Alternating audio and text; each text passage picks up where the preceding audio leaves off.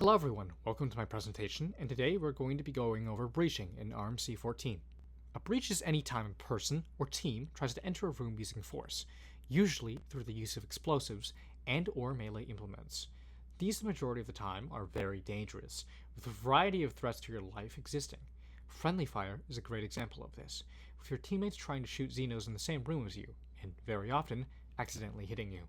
Xenos also often have a positional advantage, as if they placed walls, they almost have certainly weeded the room you'd enter once, or even multiple times. The lack of lights, often found in the Xeno chambers, doesn't help at all, and they could often retreat into other rooms or behind cover that they made. Breaches can be done solo, but due to the previously mentioned threats, and many others, this is generally recognized as a very bad idea, especially if you come up against a stunlock Xeno. So far, the most viable tactics rely on coordinating with 1, 2, or more Marines. If your squad lead put you in a fire team, you'll often have breaching buddies on hand, but you could always ask people nearby for help, even if they are in a different squad. 3 core components exist in the breach: the lacerator, equipped with a bayonet or machete to manually break the wall, as well as somebody with a rifle to fire at anything on the other side. A third person is also there to hold an angle on the entry. They would also throw a flare in to make sure the room is illuminated. This illuminates the room, ensures the breacher is covered and safe, and ensures that any Xenos trying to counter a breach are responded to. Aside from the basic tools of a knife, a flare kit, and at least one rifle between 3 Marines, several things can be added to your kit to improve your chances. The previously mentioned machete is an excellent tool for breaches due to the extra melee damage and the instant destruction of weeds, combined with a better wide swing. These are in limited supply and cost points though. Grenades are a prime force multiplier, with a grenade completely sterilizing a room that it is thrown in, making Xenos either run or get severely punished for staying in the room, allowing for a safe entry after detonation. Positioning helps a lot. Making sure people spotting the entry point are angled allows them to look at parts of the room that they couldn't see if they stood in front of the breach, and makes it harder to counter them, especially for charging Xenos. Sidearms also help a lot.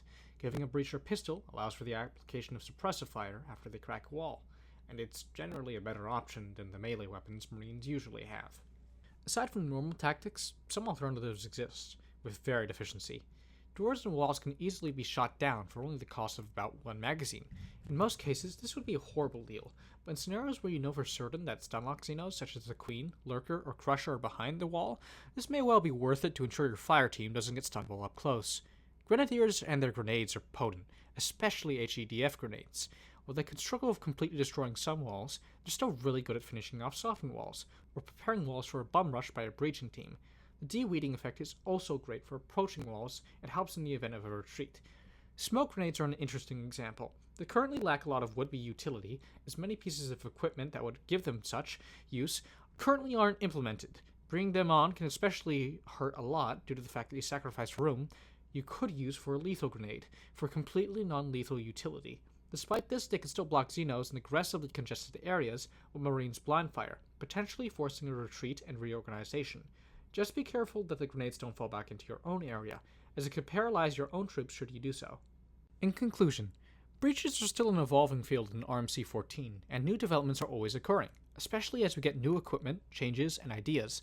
While no perfect tactic exists, there's still lots of things we could do to ensure our odds are improved. Additionally, tactics can always be adapted on the battlefield, and while no plan truly survives contact, no good plan remains static, and a good plan will morph and change as factors on the battlefield adjust. As always, I hope you have a good day, and thank you for listening.